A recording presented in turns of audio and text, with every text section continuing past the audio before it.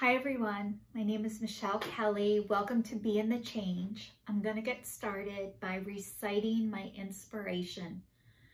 Our deepest fear is not that we're inadequate. Our deepest fear is that we are powerful beyond measure. It is our light, not our darkness, which most frightens us. We ask ourselves, who am I to be brilliant, gorgeous, talented, and fabulous? Actually, who are you not to be? You are a child of God. Your playing small does not serve the world. There is nothing enlightened about shrinking so that other people will not feel insecure around you. We are all meant to shine as children do. We were born to make manifest the glory of God that is within us. It is not just in some of us, it is in everyone. And as we let our own light shine, we unconsciously give others permission to do the same. As we are liberated from our own fear, our presence automatically liberates others. Marianne Williamson. I'd like to say welcome to everybody who's watching me for the first time, and welcome back, and thank you to everybody who's been following me on this journey where I started in 2019 stating I was breaking up with fear, stating I was breaking up with shame, and stating I was breaking up with guilt. Followed by a weekly video every week for an entire year, which I'm on year 3.5 already. So, and 2020 was to be kinder and more compassionate to myself and others. 2021 was to break up with processed sugar.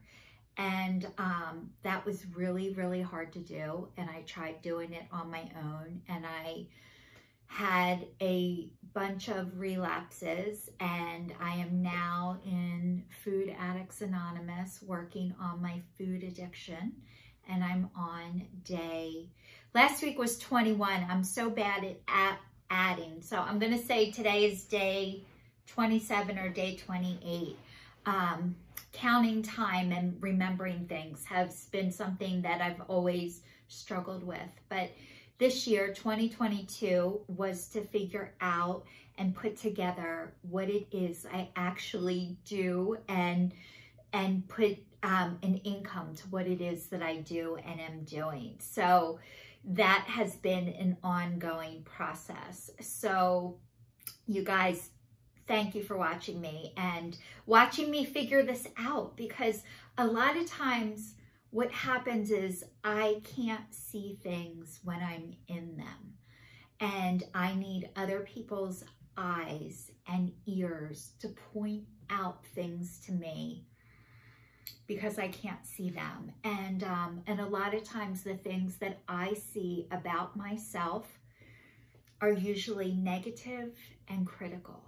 So the things I see about myself are things that I'm not doing, I need to do more of, and not noticing all the things I have done and am doing. And, you know, last week I was sharing with you guys a couple of things, but one of the things I was sharing about, I started going on medicine for depression, which is huge. And so I started taking, I can't say it right, sertraline.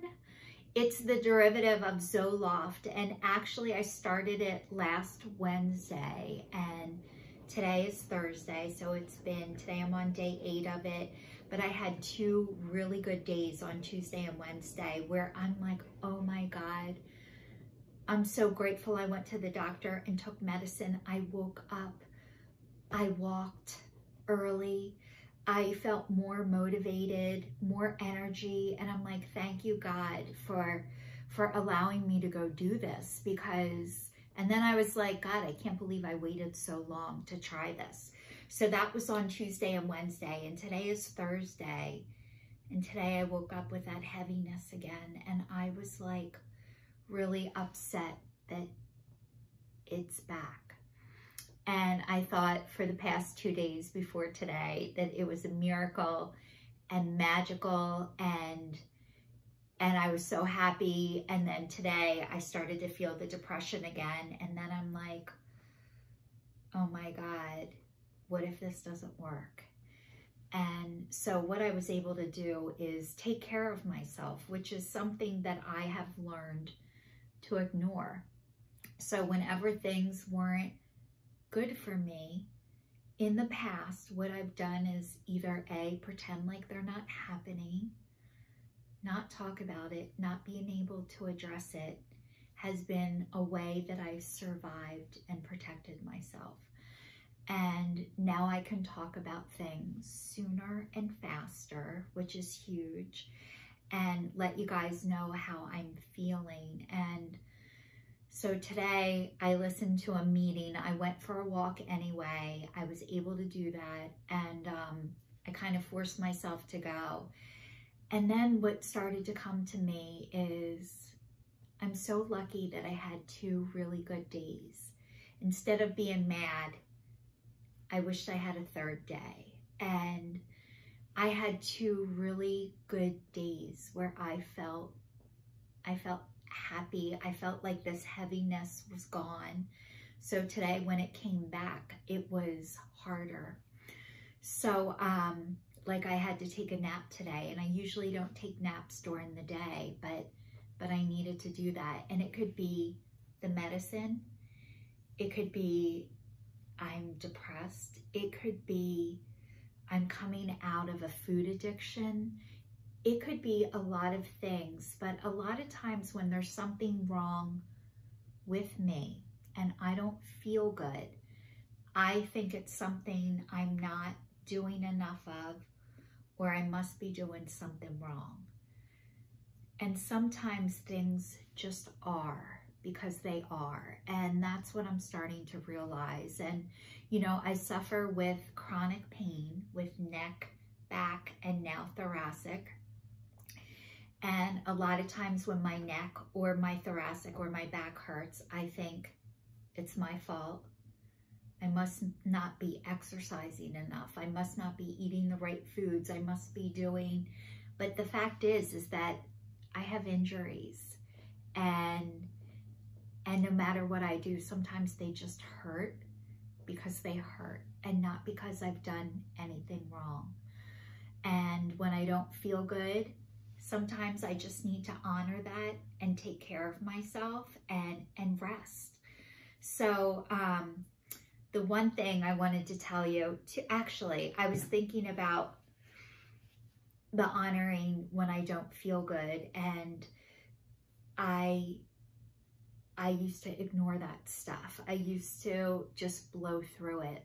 And it's funny because I was talking to my lawyer today, and she was sick, and instead I was supposed to go to her office, and instead of going to her office because she was sick, she worked from home. So we still got to do the same thing, but she was able to take care of herself, where before she would have just went to work. And now because of COVID, she worked from home instead of just saying, I can't work because I'm sick. And I would have been okay with either. And I think that's what some of this COVID has allowed some of us to do, is to honor yourself when you're not well. And when other people aren't well, it's so much easier for me to say, oh my God, if you don't feel good, stay home. Take care of yourself. Take a nap. You don't have to work if you're sick.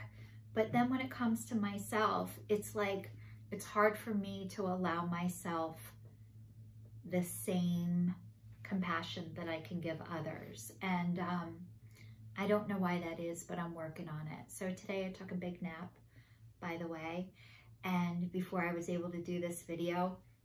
But there are so many things that I get to do in order to take care of myself, in order to be well. And if I'm not well, I am not helping people as much as I think I am.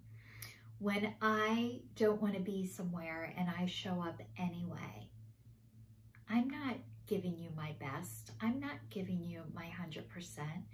If I went to work at a job I didn't want to be at, I am not giving you 100% because I don't have it to give. And that's what I've learned. I have to give to myself first, before I'm able to give to you guys. So I did take a nap before I did this video today, and I'm taking my medicine. I'm doing everything I'm supposed to do. And sometimes I just don't feel good because I don't feel good. And I have to be grateful for all the things that I can do, that I do have. And some things just take time, and everything doesn't happen right away, which I love instant gratification. I would love for things to move faster, and I always feel like I'm on the slow track, and I know I'm on the fast track, but it just feels like the slow track. So thank you so much to everyone who's watching, who's listening to me on this journey. Please stay safe, stay tuned, and I'll see you all next week.